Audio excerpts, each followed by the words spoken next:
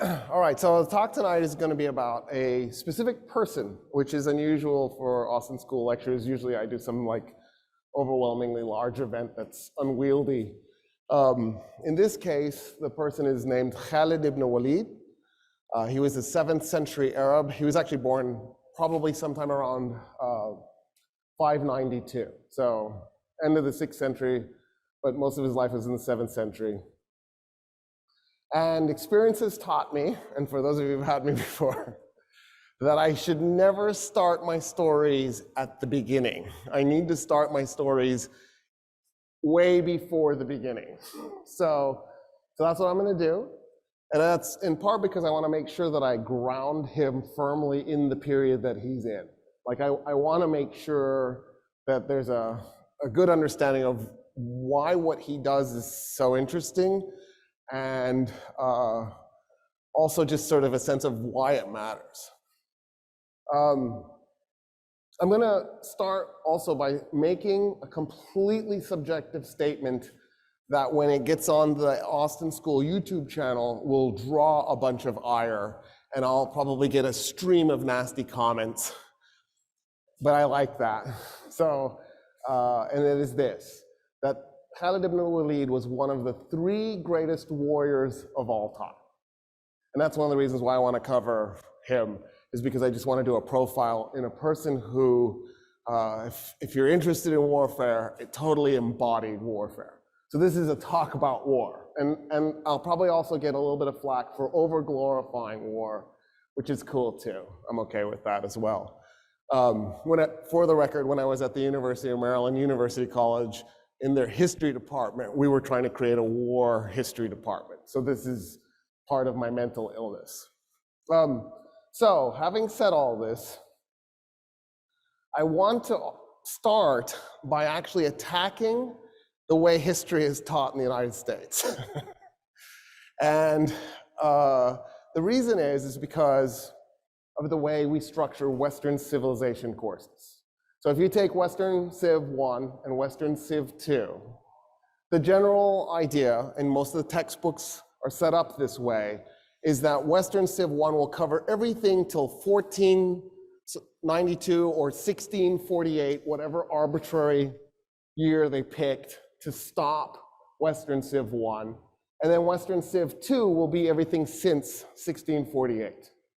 So in other words, we're going to spend 16 weeks talking about the first 5,000 years of Western civilization. And then we're going to spend 16 weeks talking about the last 350, which is based on 2 really big flaws. The first is sort of a proximity bias. Because the last 350 years are closer to us, they therefore must be more important, which is definitely wrong. For example, the outcome of the Battle of Actium in 31 BC, I guarantee you, has way more impact on your day-to-day lives than the outcome of one of the British defeats, there were multiple, in Afghanistan in the 19th century. But the defeat in Afghanistan in the 19th century, was it in the last 200 years? The British have been beaten 4 times, 2 times in the 19th century. And so it's closer to you, but it has a much smaller impact than that event 2,000 years ago, the Battle of Actium. And so the first problem is this bias is wrong. The second problem with this bias is its racist implications. It is a profoundly racist bias because what it attempts to do is distill Western civilization into a history of how cool white people are, as opposed to actually looking at Western civilization for what it was, which was not a color-based endeavor. And if anything, it was founded by brown people. So then it's sort of an attempt by French, British, and English scholars to capture something that they didn't create, make it theirs, and then divorce it from its creators. And I can prove this to you, really simply, in fact. When you take that Western Civ 1 class, weeks 1 and 2 cover Mesopotamia and Egypt. In fact, your class is probably structured like this. Week 1 was Mesopotamia. Week 2 was Egypt. Every professor is different. Every university is different. But probably weeks 3, 4, 5, and 6 were Greece. And then maybe 7, 8, 9, 10, 11, 12, 13, 14 were Rome. And then 15 was the medieval period, which is a 1,000-year span of time covered in 1 week. And then week 16, the first part of the modern. So if they went to 1648, they went to that, right, in that last week. The reason why this is rooted in a profound form of racism is because of the following. The class admits that Western civilization was created by Iraqis and Egyptians. It starts in Mesopotamia and Egypt. It admits that. And then it pretends that Western civilization got up and ran away and began inhabiting Italy and Germany and England and never again ended up in the Middle East, which is preposterous because all the Middle East could ever do as the founder of Western civilization is simply evolve its Western civilization. Do you see what I'm saying? It's not like it could lose it. It just evolved differently than Italy or Germany or England. But it doesn't make it any less Western Civ. And so the way we teach Western Civ 1, where we do 1 week, maybe 2 weeks on the medieval period, actually takes this to the next level. Because I'm going to talk about an event that takes place in that.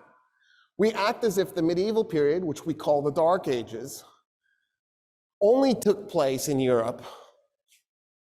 And in fact, we've renamed the birthplace of Western civilization the Middle East, as if it's in the East, when it's clearly not in the East since it birthed Western civilization, right? And then we ignore everything that was happening in the Middle East during the medieval period. And let me just give you an idea of what was happening in the Middle East during the medieval period.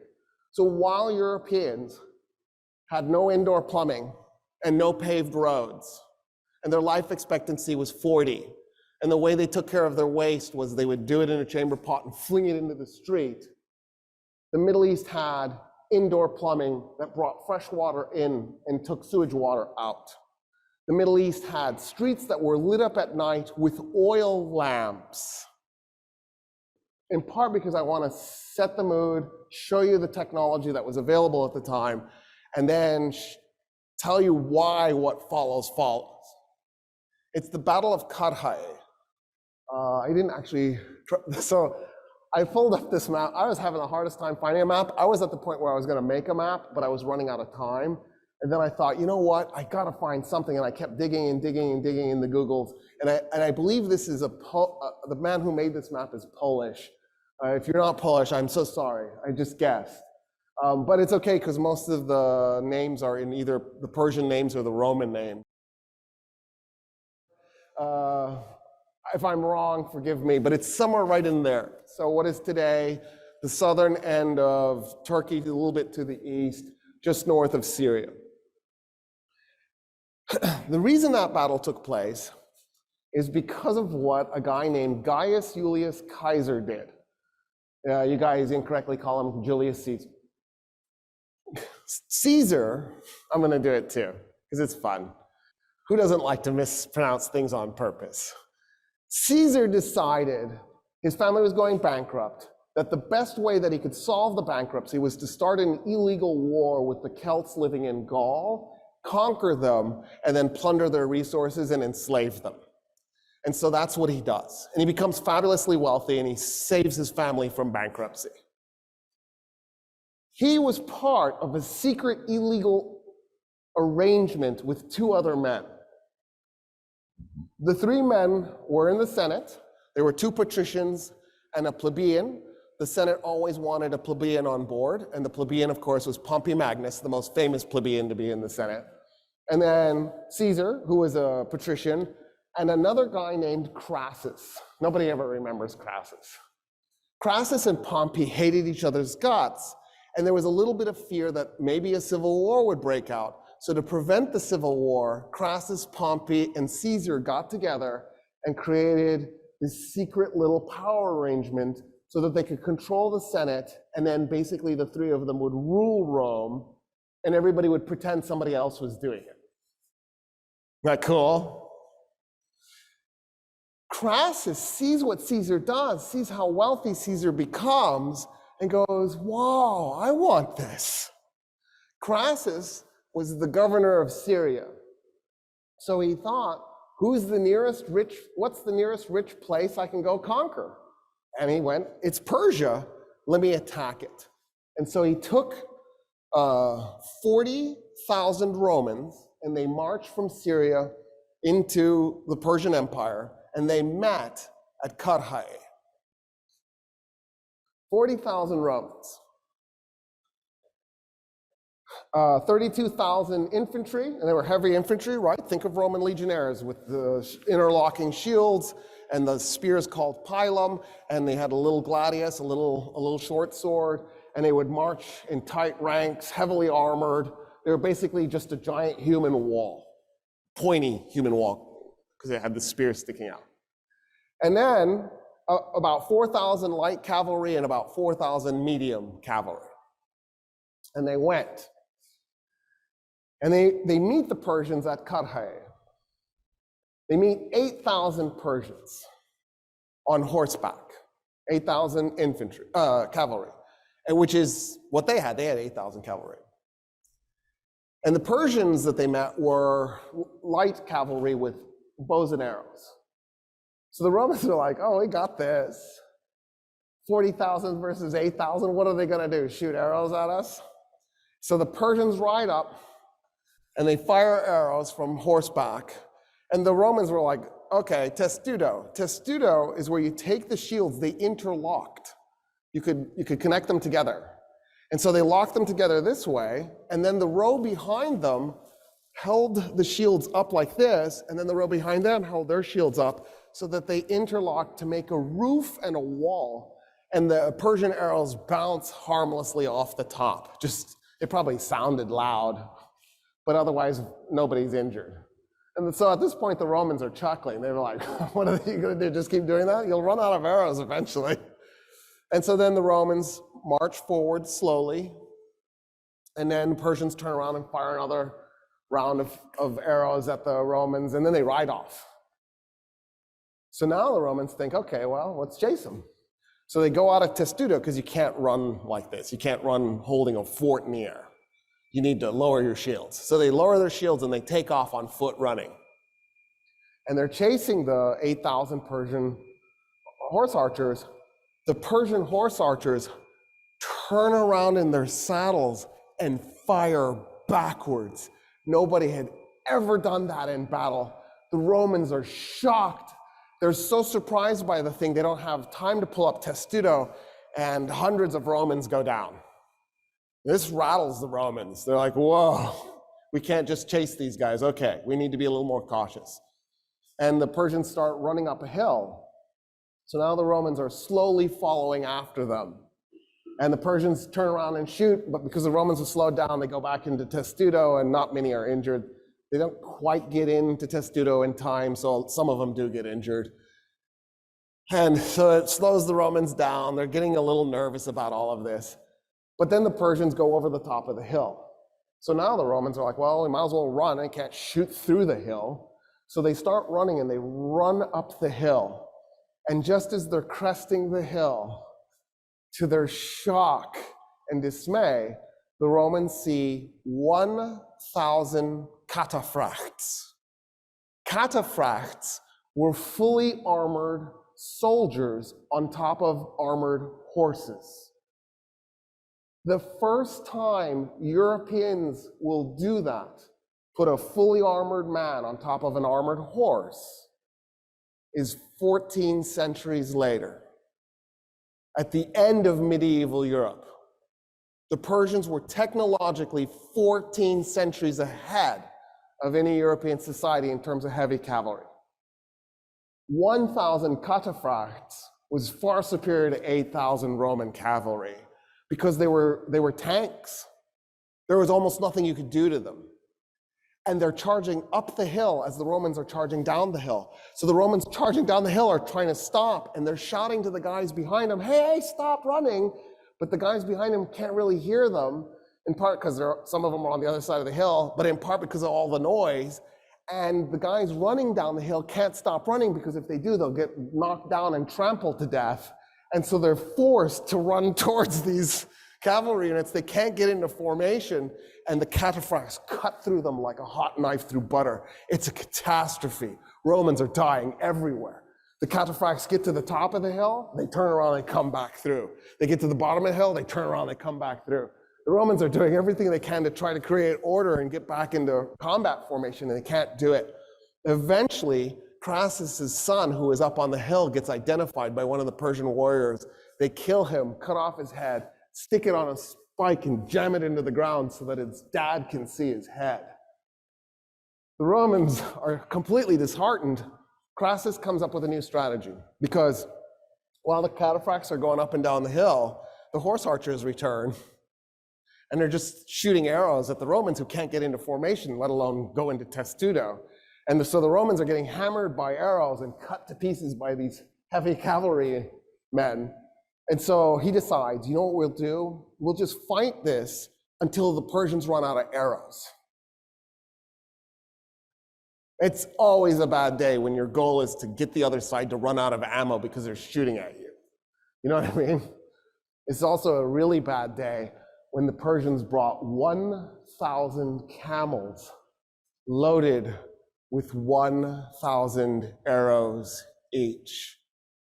They had 1,000,000 arrows. And as the Persian horse archers are firing their arrows, the camels just ride up to them and hand them more. For all intents and purposes, 1,000,000 arrows versus 40,000 men, like the Persians had an unlimited supply of ammo. Crassus's strategy is a disaster. And the Persians, 9,000 soldiers, are tearing these Romans to pieces. The only thing that saves the Romans is the sun goes down. And the Persians and the Romans basically call it. They break up into camps to eat and cook and then go to sleep. In the morning, Crassus comes out and he says, let's talk. And the Persian general, his name was Suren, he's on horse. And Suren says, there's nothing to talk about. He had a stick with him. He draws a line in the ground and he says, this side is Persian, this side is Rome. That line is the Euphrates River. And Crassus goes, no. And when he does, one of the Roman soldiers freaks out, reaches over and grabs the rein of Suren's horses, and the fight starts again. Because the Persians see that, and swords come out, and they just tear the Romans to pieces again on the second day. About 10,000 Romans escaped. About 10,000 Romans were captured, including Crassus. And 20,000 Romans were killed. And we don't have a real firm number, but about 200 Persians died. When you outnumber the enemy 5-1, and they kill you at a ratio of 100-1, that's a bad day. That's a bad day. They wait until the Persian emperor shows up. His name is Orodes. Orodes brings Crassus into his tent. Crassus was wounded. He was in bad shape.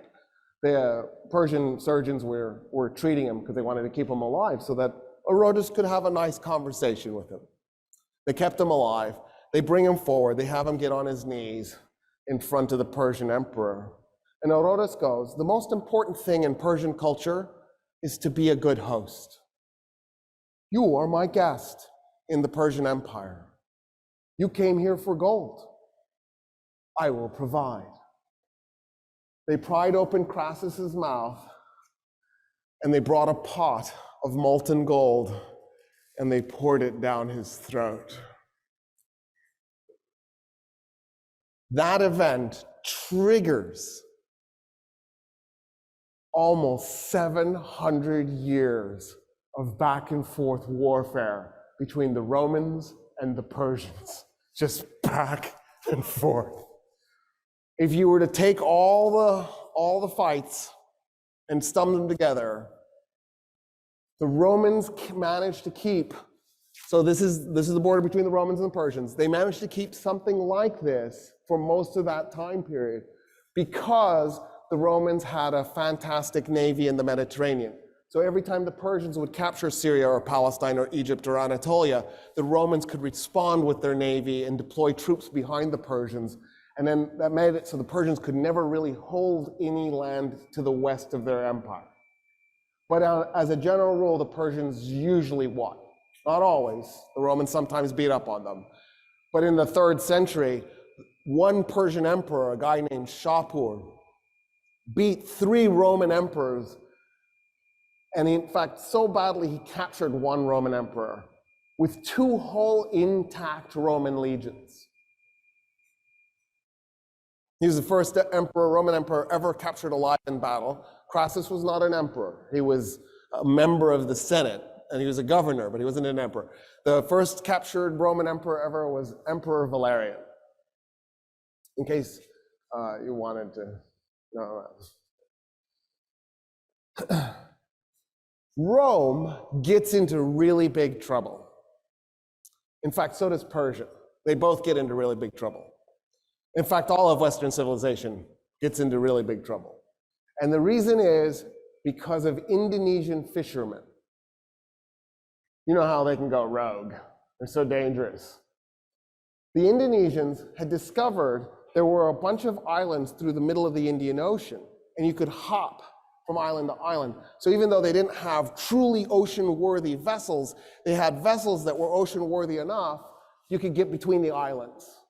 And that made it so that you could start in Indonesia and head towards Africa, crossing the Indian Ocean, and you can island hop your whole way across. And before they knew it, they were on this really big island to the east of Africa called Madagascar. And when they got there, there were no humans living on Madagascar. They were just lemurs, our ancestors, but no humans. And they went, geez, let's set up a colony. And they did. And they began growing rice on the colony. And as they grew this rice, they began trading the rice with Africa. And before long, Africa itself began to grow the rice. And as they traded with other people, the rice began to spread across Africa until it got to places like Egypt. And before you knew it, rice was growing in Mesopotamia. And before you knew it, rice was growing even in southern parts of Europe. The reason why this is a problem is because to grow rice, you flood a field. And when you flood a field, you create a place for mosquitoes to grow. Malaria-bearing mosquitoes. And malaria ends up tearing up the entire region from Spain to Iran. Populations, the life expectancies absolutely plunge. If they were 40, 45, they dropped to 20, 25. And as a result, Rome's population goes into dramatic decline, and so does Iran's. And they're just barely scraping by. And then, as if that's not enough, there's an outbreak of the bubonic plague. It's frequently called Justinian's plague in the middle of the 6th century, and it tears Rome and Persia to pieces. The bubonic plague does this really weird thing where it looks like it's on an 800-year cycle, where it'll be dormant for 799 years.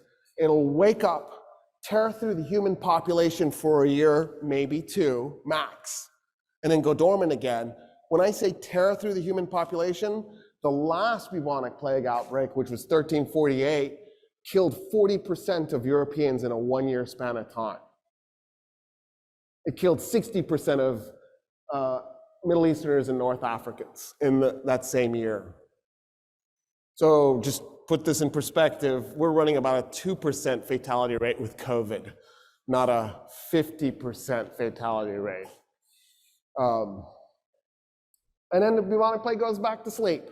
For those of you doing the math real quick, it's 6.5 centuries. We got a century and a half left. And then it'll kick into high gear. I'm assuming this pattern isn't going to go away. I don't know why it would all of a sudden. It's happened so many times now. I think we're on 4 or 5. So that's comforting to know. So by the time we get to the 6th century AD, the populations of both the Roman Empire and the Persian Empire are dramatically reduced. There are just simply fewer people living, which means less food, smaller armies, and a terrible economy. The Romans are barely making it. So some of you might be a little confused because you've been taught that Rome fell in 476. And I want to just restate, Rome did not fall in 476 AD. Rome fell in 1453 AD, and that's nonsense. All Rome did was reunify so that there was only one emperor, and the capital was Constantinople, which in this map is spelled with a K. Cool? So, there was a Roman emperor, his name was Mauricius, but of course we mispronounce everything, so I'll just say Maurice. Maurice, Morris. Mauricius is so much better. Emperor Mauricius had sided with a Persian trying to become the Persian emperor in the middle of a Persian civil war. His name was Khosrow II. And when Khosrow succeeded, he felt like, since Mauricius had helped him so much, he had to work with them, and they became friends. And then a Roman general named Phocas. Isn't that a good name? Like what? Because you know, like you're distracted and your parent shouts, "Focus!" It's just the perfect name for a kid. General Phocas was really angry because Mauricius had allowed a group of Phocas's men to get killed in an ambush, and he held this really nasty grudge. Eventually, Phocas ends up in Constantinople, and he murders the Roman emperor and makes himself the Roman emperor. So now Phocas in 602 AD is the Roman emperor. Khosrow II, the Persian emperor, is outraged that his friend Mauricius has been killed like this, and so Khosrow declares war on Rome to avenge the death of his friend and to depose Phocas. Initially, the Persians have some successes, but they don't last, and the war sort of drags on, and a bunch of nothing gets done. And then there's an uprising within the Roman Empire against Phocas. That uprising is led by a man named Heraclius, and Heraclius eventually takes over and becomes the new Roman emperor. The problem is this war now has a life of its own, and so even though Phocas is taken out of the picture, and in effect Khosrow II gets his way, it doesn't matter anymore. They're in the war, they're just gonna go ahead and fight it out.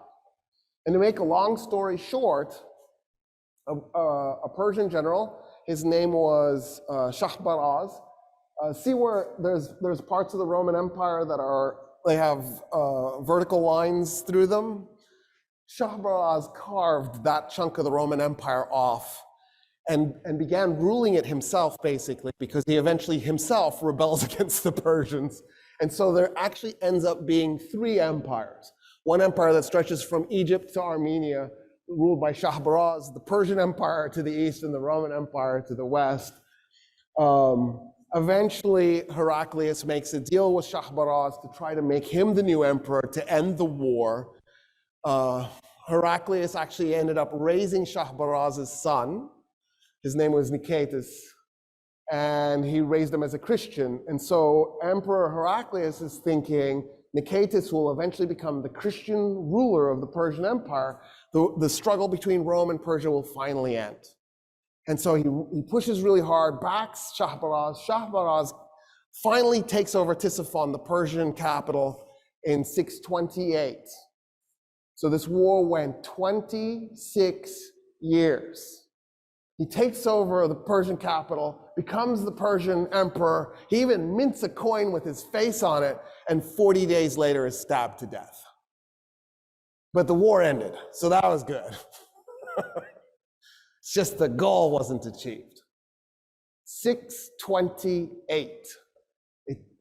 And this is where the intersection takes place between the story I wanted to tell you and the background that I gave you.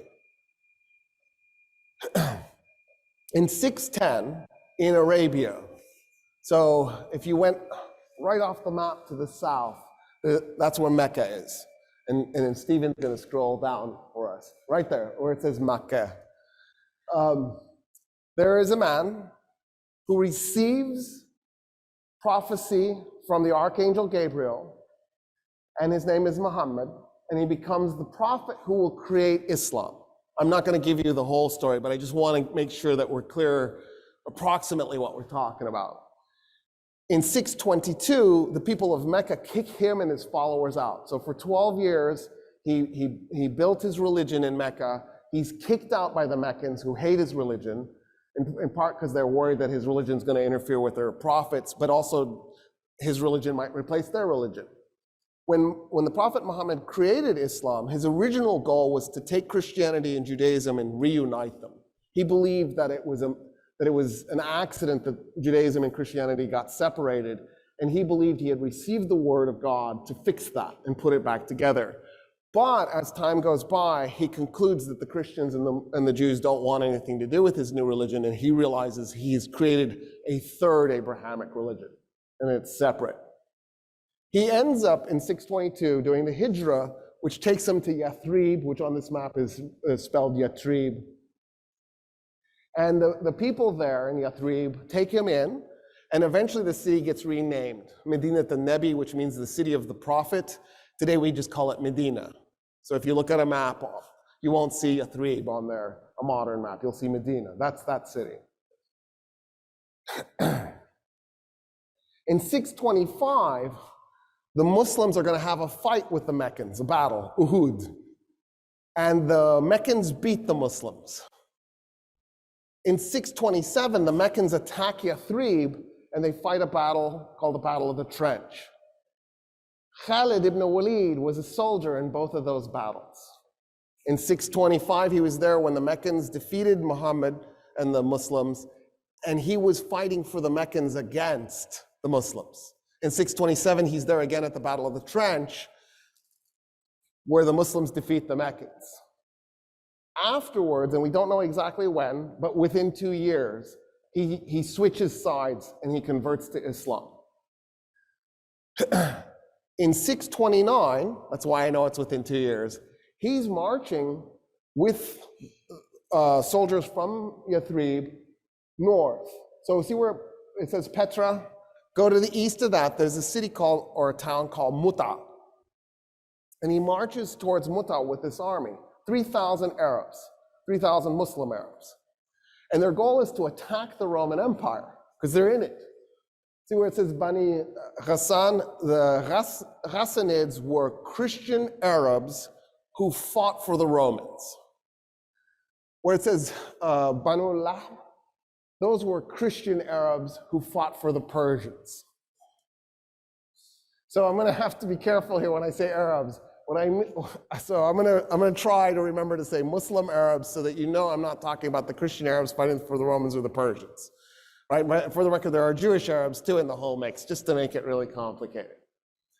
In any case, they march to Muta. The Romans find out there's this Muslim army coming towards them. They don't take it very seriously, but they take it seriously enough. They dispatch a force to go meet them. We don't know the exact size of the Roman force. I would bet you like a dollar, maybe $1.10, that it was about 10,000 soldiers. Sources from the time period said it was 100,000. I find that really hard to believe because the Romans were having so much trouble fielding a force. And why would you bring 100,000 men to fight 3,000 men? It seems unlikely.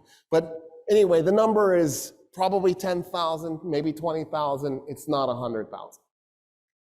So the Arabs are deployed, the Muslim Arabs are deployed against Christian Arabs who are fighting for the Romans. And the Romans outnumber them probably 3 or 4 or 5 to 1, maybe 6 to 1, maybe 7 to 1. It's bad. and they fight instead of running away like they should have. And they get the crap beat out of them. And the Muslim Arabs are just in bad trouble, and they keep retreating, they keep retreating. One commander after another dies.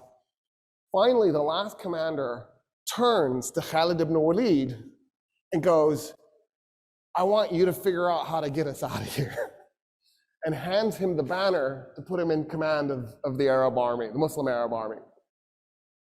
And what Khalid ibn Walid does is he'll take soldiers and he'll give them a banner, and he'll have them sneak around a hill at night.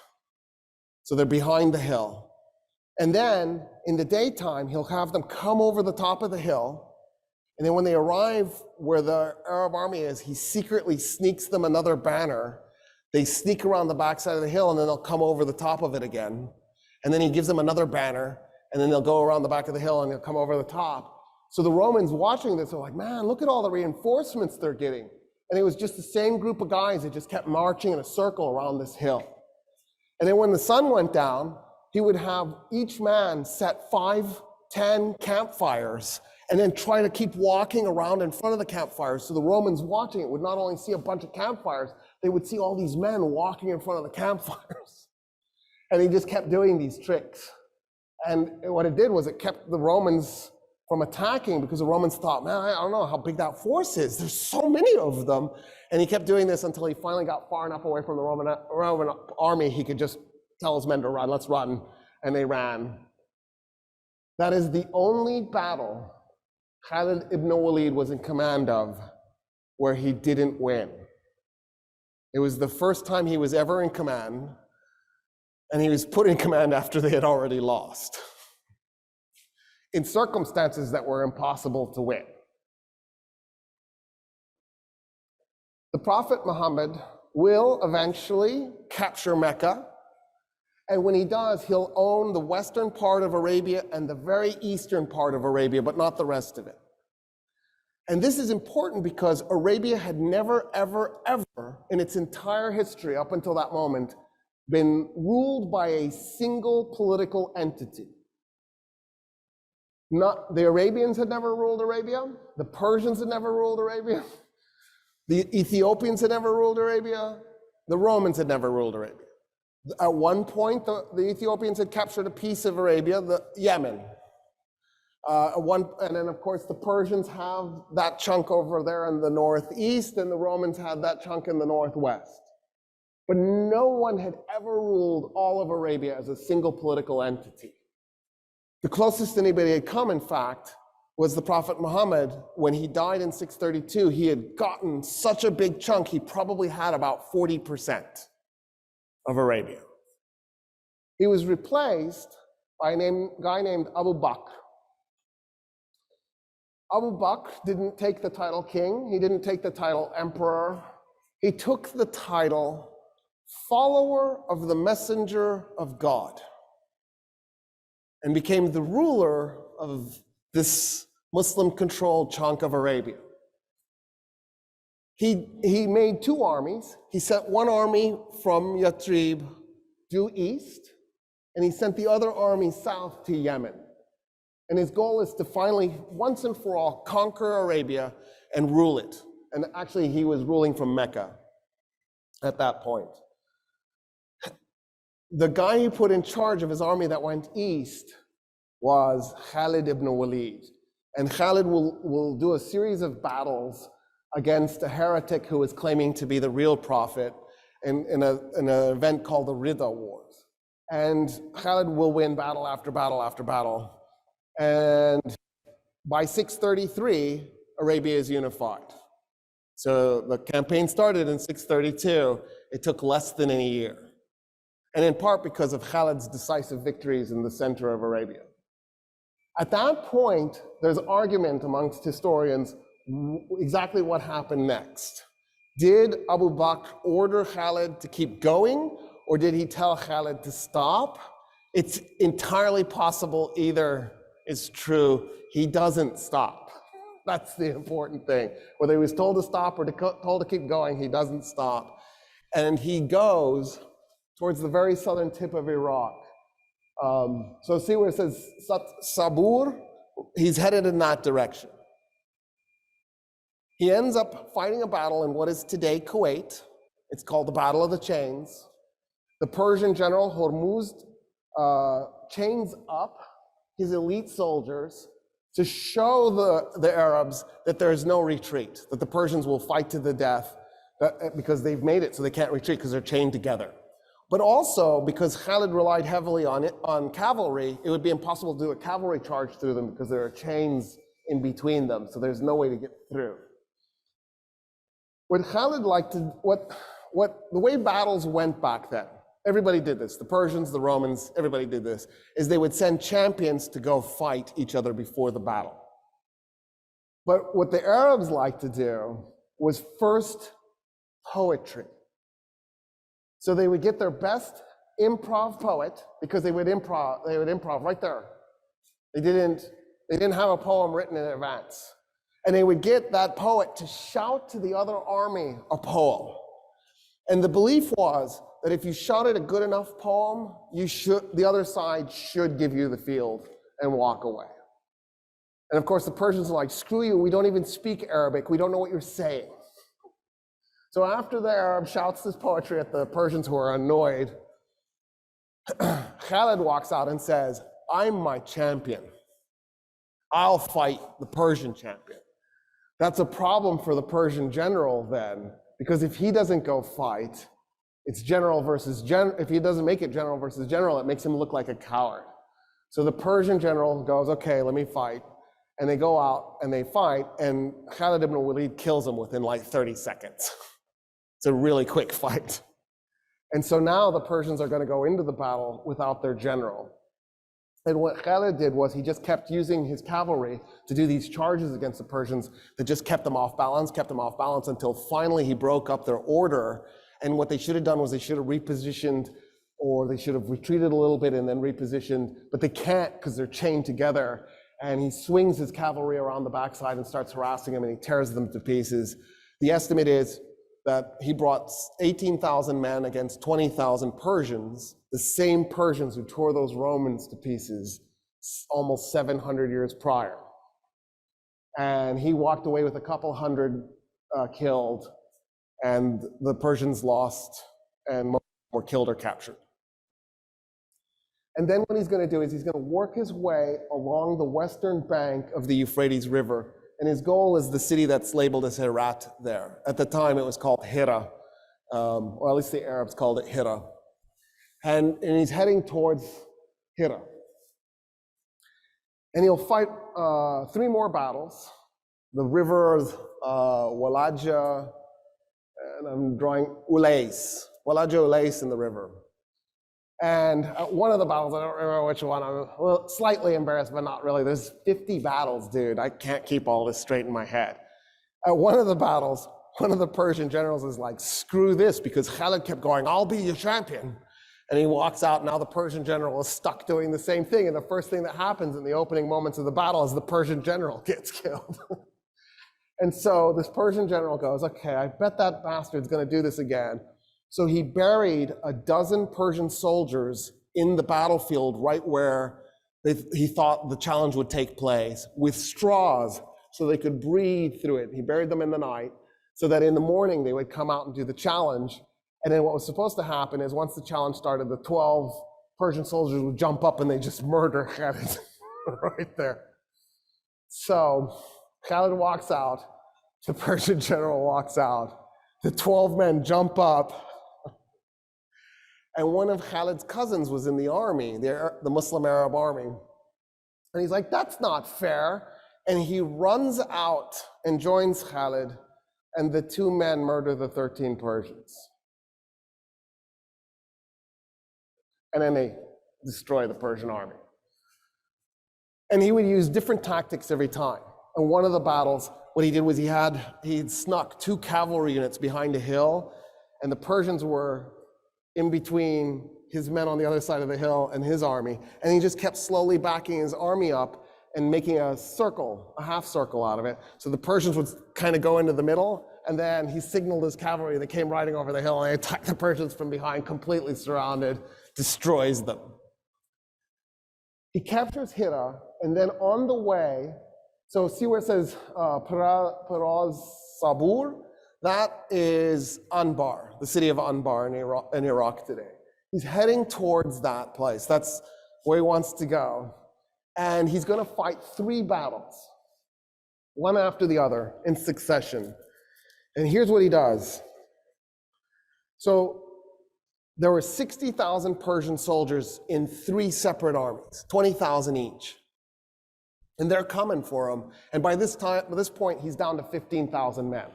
Because even though he keeps winning, he's still taking losses. So it's going to be 4-to-1 odds if he lets those 3 Persian armies merge together. And he's thinking, I don't think I can beat 60,000 men with 15,000 men. So if I'm going to win, I'm going to have to attack them piecemeal. I'm going to have to hit each of the 3 Persian units before they get together. So he races his army as fast as he can towards the first one. But first, he cuts his army into 3 5,000-man units. And he tells them, we're going to arrive at 2 a.m., and he gives them a date, like 2 weeks in advance. And he says, I need you at this location, at this time, on this day. Go. And they take 3 different paths, and they're going to come at this Persian unit, and he's guessing where he thinks that Persian unit will have arrived to by that point. I challenge you, this is my challenge. 3 of you, you and 2 of your best friends, get into 3 separate cars, and you can use GPS. Pick a spot somewhere on the other side of the US, because it needs to be a long road trip, right? 3 days. I'm not even gonna make it 2 weeks, just 3 days. So I don't care where you wanna go, Washington or the other Washington. Either way, it'll work out to be about the same. But make the 3 of you take 3 separate paths and then time it so that you arrive at the exact same moment. Bet you can't do it. Now take away GPS and navigate at night, trying to guess where you think the enemy army is going to be. They're there when the 3 armies converge at the exact same moment. They catch the Persians asleep in their camp. They tear them to pieces. He's like, all right, 1 down, 2 to go.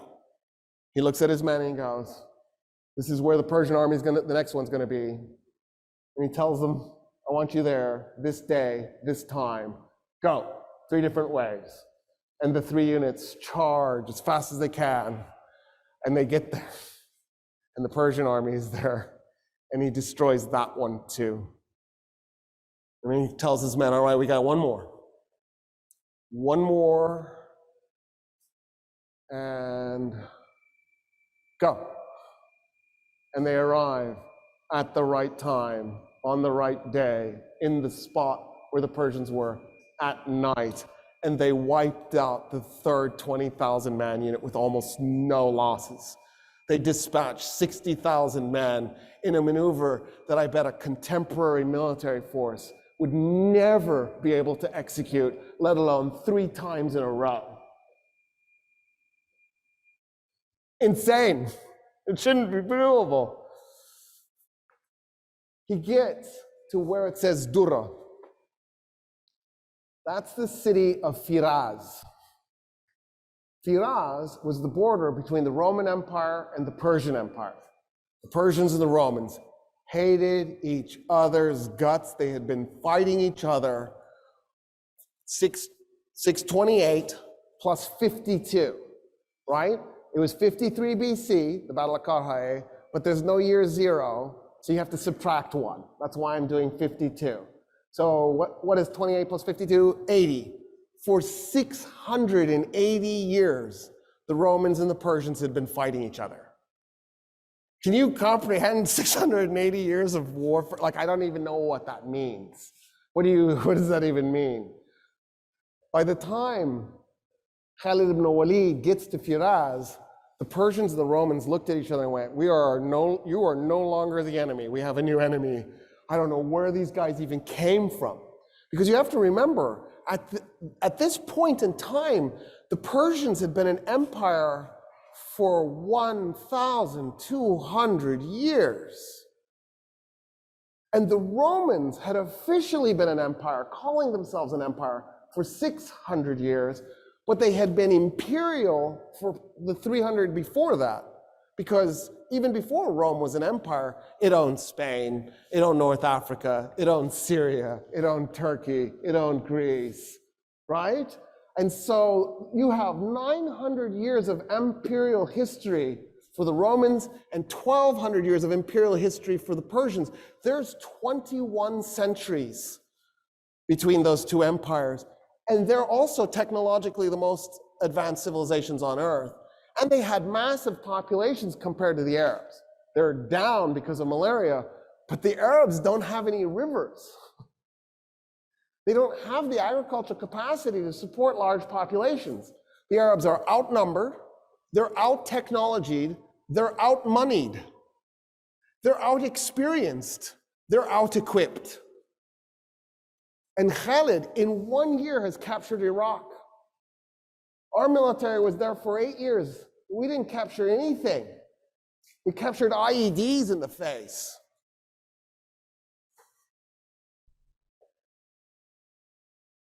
So the Persians go to the Romans, they're like, okay, we're gonna fight this one as allies, right? And the Romans are like, yes, yeah, we're good. Because in the meantime, an Arab army has attacked from this side and is trying to get to Jerusalem. And so the Romans know that the Arabs, you're outnumbered, you're out-technology, you're out-moneyed, and you're facing two empires. Do you attack both at the same time? That makes no sense, but it's exactly what the Arabs did. They attacked the two oldest, most powerful empires at the same time, even though they were outnumbered by one, let alone both. And so the Romans are like, yeah, we'll work with you. So at Firaz, the combined Roman and Persian armies, which by the way was largely made up of Christian Arabs, not completely, but there was a huge contingent, probably about 50,000 Christian Arabs. The combined Persian and Roman army was 150,000 men against 15,000 Muslim Arabs. So Khalid arrives. Khalid is on the east bank of the Euphrates. The Persians and the Romans are on the west bank. There's a ford and a bridge, which is convenient if you're moving an army. It's nice. And so Khalid needs the Persians and the Romans to cross the river to fight. So he very politely backs his army up from the bridge and the ford and split it into 3 5,000-man units. He liked that. And he put one upriver, one downriver, and then pulled the other one away from the river. And he just waited. So the Persians and the Romans start to cross the bridge and they're also crossing the ford at the same time. And he waits and he waits and he waits. And then he does a prayer as he's waiting. And he says, God, if you give me this victory, I will go to Mecca and I will do the Hajj. I know I'm going to die. I know there's no way we're going to defeat 150,000 men today. But that's what I will do. I'll run and I'll do the Hajj. And I'm actually happy that I get to die as a warrior here today. When 50,000 Persians and Romans had crossed the Euphrates, he blew a horn. The men that were up and down river attacked them by going along the riverbank and tried to then merge at the bridge and the ford so that they would cut the guys who had crossed off from the guys on the other side. Then what Khalid did was he took the 5,000 men who against 50,000 and he has them charge into him. And he had his men as thin as possible. And then he backs his men up. And then he charges again. And then he backs his men up. And he charges again. And every time his horses go in to those men, it compressed them a little bit. It compressed them a little bit more. So after a while, the Persians and the Romans are so compressed they can't move their arms, they can't swing their weapons. He's just compacted them together. And they realize what he's done to them. And they panic and they turn around to run back to the river to cross it. 50,000 men turning all at once to stampede. You could hear the bones breaking. And then the Muslim Arabs just went in and started killing them as they're running. By the time the battle was done, 200 Muslim Arabs were dead. 50,000 Persians and Romans were dead.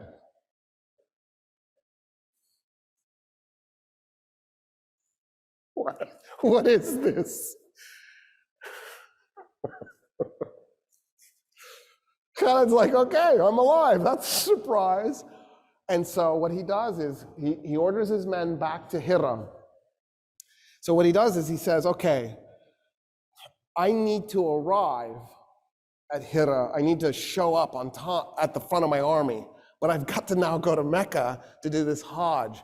So he takes his fastest horses and his best men, and they race across the desert as fast as they can. They get to Mecca. He puts on a hood so that nobody will see his face. He quickly does the Hajj. He jumps back on a horse and he rides as fast as he can. He gets to the front of his army just as it's arriving at Hira, and he assumes the position as if he was there the whole time, and he marches his men into the city. And a few days later, a messenger arrives from Mecca, sent by Abu Bakr, the Caliph, and it said, "You were spotted in Mecca. Don't do that again." Abu Bakr then orders him to invade Syria. So he's going to basically miss Dura. He's going to go south of Dura, and he's heading towards Damascus. That's his goal, is to capture Damascus. Because the Muslim Arabs are thinking if they capture Damascus, they'll get Jerusalem in the aftermath, because the Romans there'll be an Arab army north of the Roman army, and they won't be able to maintain their supply lines, so they'll just simply retreat. And that's how they'll capture Jerusalem.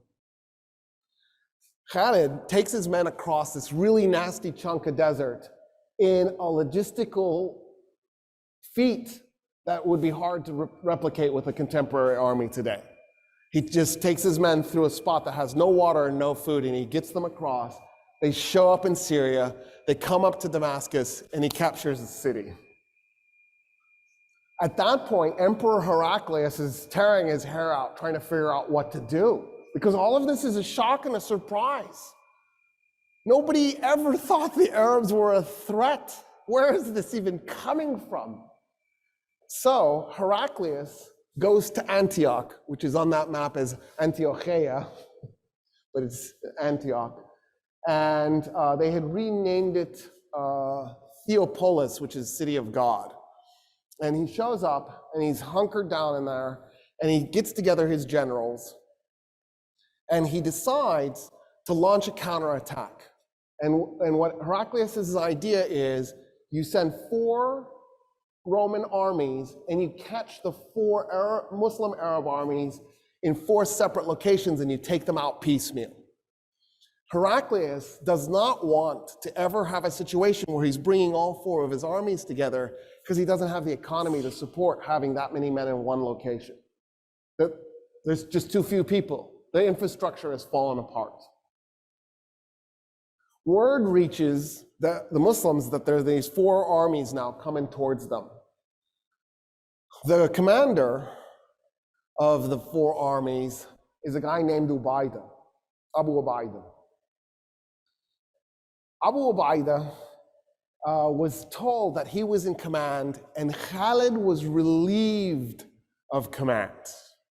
He could still be a general, but he would not be the guy in charge. And the reason is because the new Caliph, Abu Bakr, only lived 2 years as Caliph. He's dead. He's replaced by a guy named Umar ibn al-Khattab. The new Caliph is Khalid's first cousin, and he doesn't trust Khalid. He thinks Khalid has political ambitions. And so he's worried that if people like him too much because he's too amazing, he'll eventually try to become the new Caliph, and he'll do a political coup. So he demotes Khalid.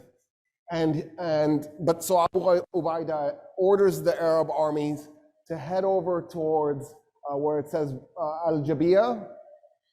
The problem is the Hassanids keep attacking them from behind.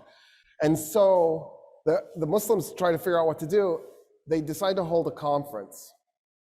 And then what they do is they ask an interesting question.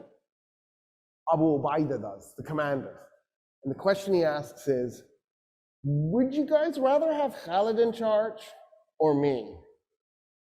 And everybody looks at him like, you know, we feel guilty saying this, but yeah, Khalid. And he goes, me too. I would like to propose that we promote Khalid to being in command unofficially, because I'll be officially in command. But unofficially, he'll be in charge. And everybody votes yes. And so he takes command of the army, even though he can't, because he's been demoted. And he comes up with a plan.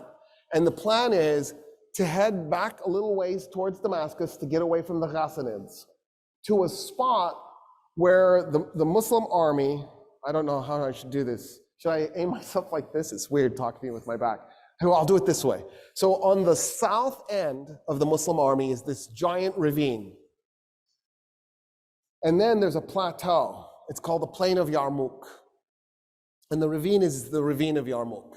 And then across from the ravine is another ravine. So you can't really use them as an army because you'd be falling off a cliff to go into them. They're really steep. So he's got his left flank, his southern flank, covered by this ravine. And they just wait, which now forces, because now all four of the Arab armies are in one location, it forces the Romans to bring their armies together, which they didn't want to do. The commander of the Roman army is an Armenian named Vahan. But a huge chunk of this Roman army, probably about a quarter of it, was actually made up of Arabs, Christian Arabs. So this is going to be an Arab versus Arab fight at some core level. Vahan brings his army up and he puts it in between the second ravine in the west and the Muslim army. On day one, he does a really light, gentle probing attack just to try to figure out what he's up against, how the Arabs are going to respond to his attack. He's just going up and touching to figure out what's going on. The Arabs feel the pressure because they're outnumbered again. Now, this isn't Firaz level outnumbered, but it's still bad. We don't know the exact numbers, but it's probably in the ballpark that there were 120,000 Romans and about 40,000 Muslim Arabs. So the Muslim Arabs are outnumbered by about 3 to 1. And so Vahan is just sort of checking things out because he knows these Muslim Arabs are good fighters. He doesn't want to do anything risky on day one. The sun goes down, they disengage, a few hundred people are wounded or killed. It's not heavy casualties. On day two, Vahan decides he's going to have the Roman left flank and the Roman right flank hit the Muslim army as hard as it can, because he figures he's got the numerical advantage, hit them as hard as he can. So he orders that. The Muslim commander on the left is a guy named Yazid, and the Muslim commander on the right is a guy named Amr ibn al-As. And Abu Ubaidah is in the middle, the guy who's supposed to be in charge. And then Khalid's in the back controlling everything. And the weight of the Roman army is so overwhelming, both Muslim flanks are collapsing. And they're in full retreat. And in the north, on the Muslim right flank, the women, so it's worth pointing something out that's actually really interesting. Women have always been an integral part of warfare in all times. We pretend like we've just recently let women in the militaries. The Persians had an all-woman archer division. The stories about the Amazons, that wasn't made up. That mythology was based on a real event. A rogue archer division of women, we don't know why, decided to go on a tear and attacked a bunch of Greek city-states on the Aegean Sea and burnt their temples and set their shit on fire. Oh, I cussed. I said I wouldn't. And they deserved it, just for the record. And then the Greeks were so traumatized by this, they were like, we were attacked by Amazons. And they were, and it really did happen. Isn't that cool? I think it's cool. Usually, women were support staff. They weren't in direct combat roles. Notice I didn't say always, I said usually. For example, the Vikings fielded women. The Persians, the Vikings, the Armenians fielded women. The Romans did not ever field women, they were against it. But women still played a support role in Roman legions. And the Arabs were the same. They did have some women warriors, by the way, just so we're clear. But for the most part, there were very few women who participated directly in battle. In any case, the women on Amr ibn al-As's side pull down the tents, grab the posts, and charge the men who are retreating. And they shout at them, you've shamed your wives, and now you have a choice. You can be killed by your wives, or you can be killed by the Romans. Vahan's blown away. He can't believe that he attacked an army a third the size. They broke it, it rallied, and pushed them back. But he thinks, I've got it. I've killed enough of them. This was a bloody enough affair. I can probably break them the next day. So the next day, which is really day 3 at this point, he decides to focus everything he's got on the Muslim right flank. So he's going to ignore half the Muslim army. He takes everything and he smashes it in. And sure enough, the Muslims are being pushed back, and the women take the tent posts back and are holding it a line against their own men. And the Arab men turn around and re-engage, and they stabilize the situation. Khalid brings his cavalry units around, and he smashes into the Roman flanks that are attacking, and they slowly push the Romans back. And day 3 ends right where it began. Vahan is now really upset because he can't comprehend how he's not moving this Arab army, but he thinks, okay, I think we're still in this. So day 4, he decides to do the same thing, push that same Muslim right flank. Just hit them as hard as you can with everything you've got. And Khalid this time had assumed this was going to happen. So what he had done is he had redeployed his cavalry so that it would be able to respond more quickly. And he manages to stabilize the flank, even though it does start to collapse. They do start to fall back, and they manage to push the Romans back, and they stop day 4 right where they started. Day 5, Vahan sends a guy to talk. And he's ready to come up with a compromise. Like, maybe you get Jerusalem and we keep Damascus, something like that. Khalid goes, oh, the Romans only talk when they're losing. Okay, I'm going to refuse to talk.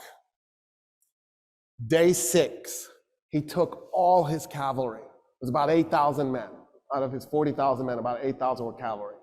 And he put all of them on his right flank. When the sun came up, he swung it around. So now the Romans are trapped between his army and the 2 ravines. There was a bridge over the western ravine. During the night, he had sent 500 cavalry around through the plain. They had snuck down into the ravine, and they had captured the bridge. And his goal is to get the Romans to run towards the bridge, because there's nowhere to go, because the Muslims actually have the bridge, just the Romans don't know. And he comes swinging over the top, and he smashes the Roman left flank really hard. He breaks the Roman cavalry unit that was there, and he breaks the Roman army that was there. It's the cavalry unit and the army start to retreat. They're running in 2 other Roman units, sending them into disarray. And then the Romans try to respond with heavy cavalry. Vahan sees what's happening. He organizes cavalry. He draws it in, but it's heavy cavalry and it's slow. Khalid comes in with his light cavalry and he attacks them before they can get into more formation, destroys them. Then he takes his cavalry and he slams it into the back of the Roman army. It breaks and goes into full retreat. And that's how he took 40,000 men against 120,000 men at Yarmouk and destroyed them. Vahan got away with a cavalry detachment. Khalid grabbed his fastest horses and his best men, and they took off and they chased General Vahan. And they caught up with him just outside of Damascus. And Khalid lets his men tear up Vahan's men until the only man standing is Vahan. And Khalid had told his men, don't touch him. And then he comes up to Vahan and he says, you are a man's man. And so I'm going to give you a man's death. And they dueled one-on-one, and he kills Vahan. And then Khalid goes and recaptures Damascus. Emperor Heraclius holds a council, and he asks his remaining generals, what should we do? And the generals tell him, we've lost Syria, it's done. There's nothing we can do about it. And so Heraclius gets on a ship and he says, farewell, Syria. You have been a lovely province, and now you will be a lovely province for the Arabs. And he withdraws. And that was the last time, second to last time, there was a Roman army in Syria. They'll get in one more time, but they don't really keep it for long. Khalid and his army now return to Jerusalem, which on this map is Hiroshima, in case you were wondering. And when they get there, the Romans have largely abandoned it. The Roman military has. But there's enough people manning the walls that you can't get in. So the Arab army is stuck outside, trying to figure out how to get inside so they can capture this holy city. The Archbishop of Jerusalem, a man named Sophronius, by the way, a Christian Arab, a loyal Roman citizen, indicates he's willing to negotiate, but only with Umar ibn al-Khattab, the Caliph. Well, the Caliph is all the way back in Mecca. It'll be weeks before he can be sent for and then return. So they come up with a scheme. And the scheme is, since Khalid is Umar ibn al-Khattab's first cousin, he actually looks like him. So they pretend Khalid ibn Walid is the Caliph. They meet with Sophronius, and while they're talking, somebody had actually met Umar ibn al-Khattab, had met Khalid ibn Walid and knew that was Khalid. And so he tells Sophronius, you're being duped, it's not really the Caliph, it's some other dude, it's that general that's been tearing us up. Sophronius is outraged. He goes, you lied to me. And he calls off the negotiations for the surrender. So now the Arabs are stuck getting the Caliph. Sophronius comes out of the gates weeks later to meet the Caliph because he sees the Caliph's army arrive. And as he's approaching, he sees a man leading a camel at the front of the army. So for the record, the rich Arabs, the Arabs who were good soldiers, didn't usually ride camels. They usually rode horses, Arabians. And for those of you who don't know, Arabians are fast and agile, and they have crazy personality. And so they're perfect for warfare. Camels are a little bit clumsy and slow. They serve a purpose in warfare, but you're better off on an Arabian. In any case, the Arab army is being led by a man leading a camel with a man on the camel. So Sophronius, he's got a giant red hat, because he's also a cardinal, right? He's got gold tassels, actual gold, hanging from his hat. He's covered in gold jewelry. He's wearing red robes. He's covered in perfume. He's on a lectica. The lectica was the couch that the Romans would ride, and then they have like 4 or 8 men, depending how big it is, carrying it. And then he has 2 men, one on each side, fanning him. Of course, right? That's what Jesus would want from his bishops. It's exactly right. And he's coming out on this lectica being fanned. And he comes up to the guy on the camel, and he says, where's the Caliph?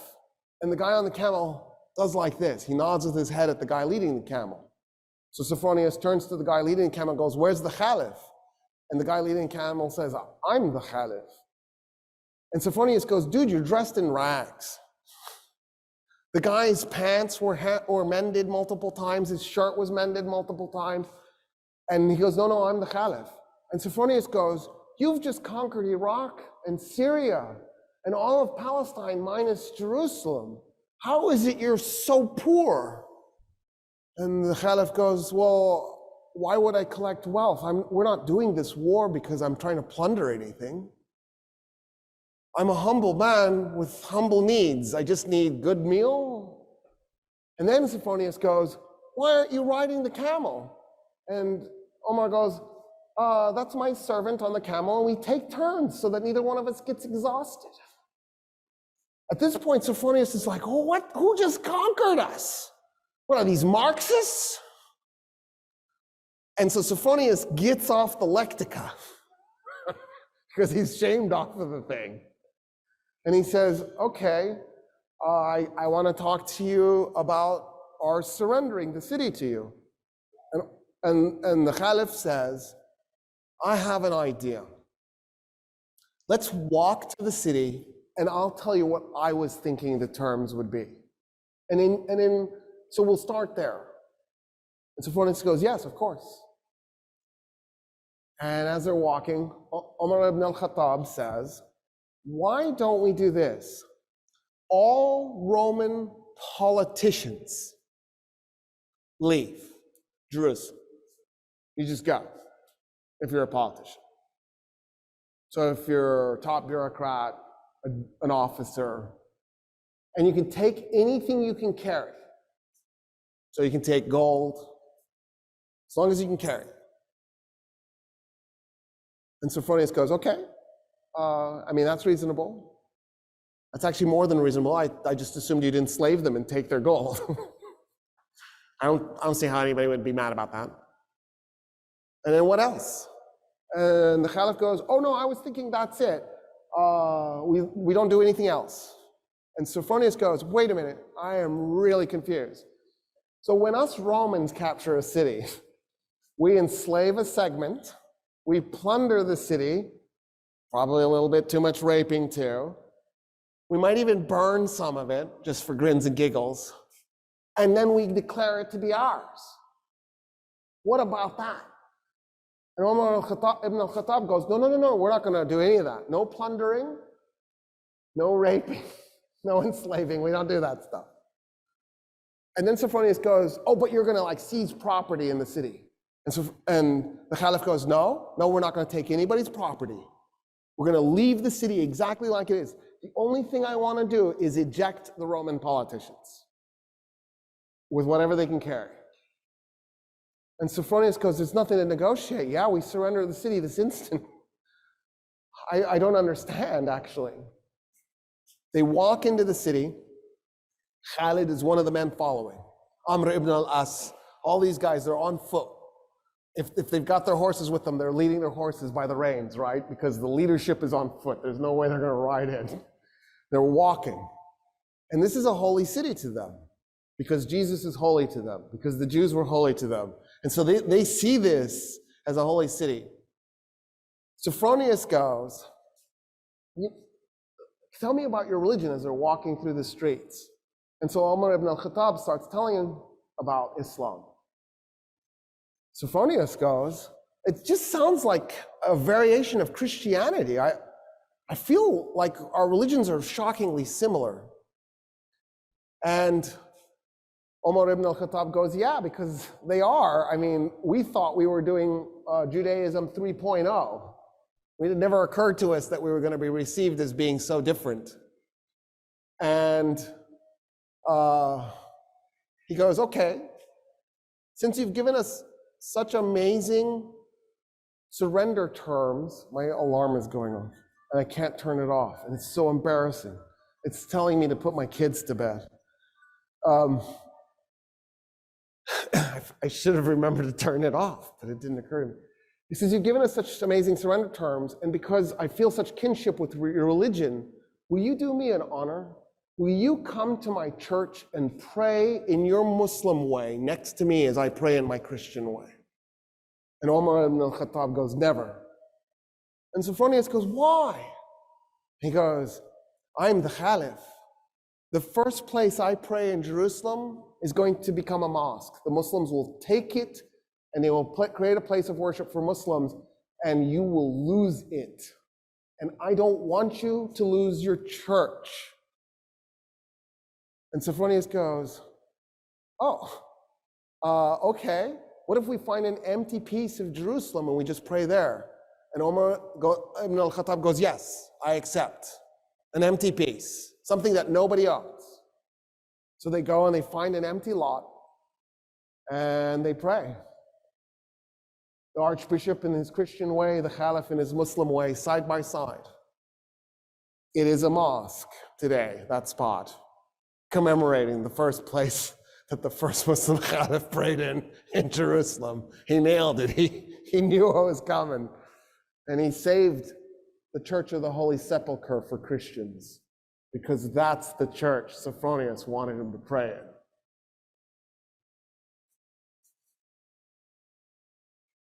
At that point, the Caliph says, I want to see the Temple Mount. And Sophronius goes, why?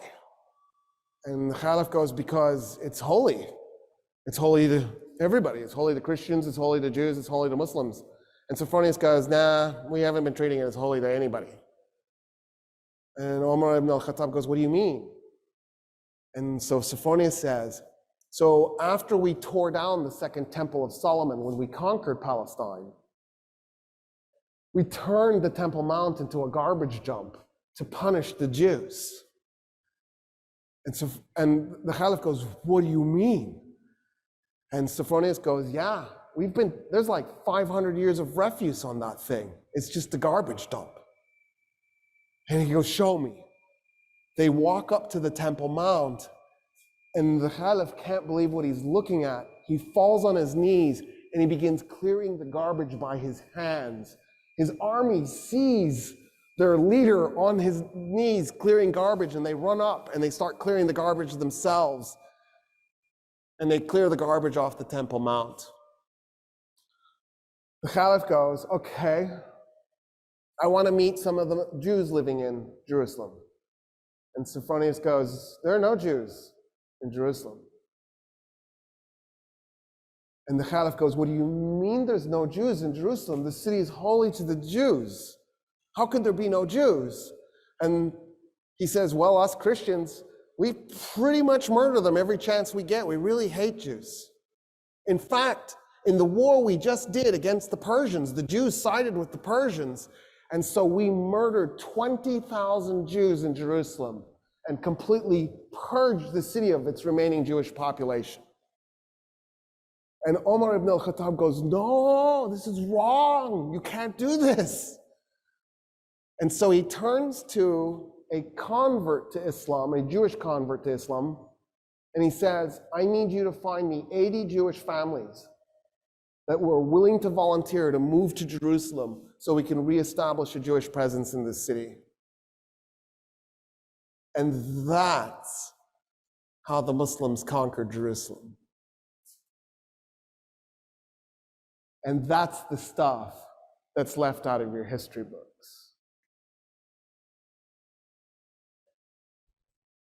Isn't that crazy? Because isn't that an amazing story? After Jerusalem, Omar turns to Khalid and goes, I know you fought at Yarmouk, and I know you impersonated me. I really hate you. You're going to go to Mecca, and you're going to spend the rest of your days there. No more combat for you. I'm retiring you. I actually don't think he died in Mecca. He did leave, but he never fought another battle. That was it. That was the end of his military career. He died in bed at age 50. I don't know what was ailing him. Something got him. And his final words were, you cannot put your hand anywhere on my body without touching a combat wound. I am covered in scars. It was my dream that God would let me die as a man on the field of battle. Here I am in a bed, dying like a cow. And that's where I'm going to end the story.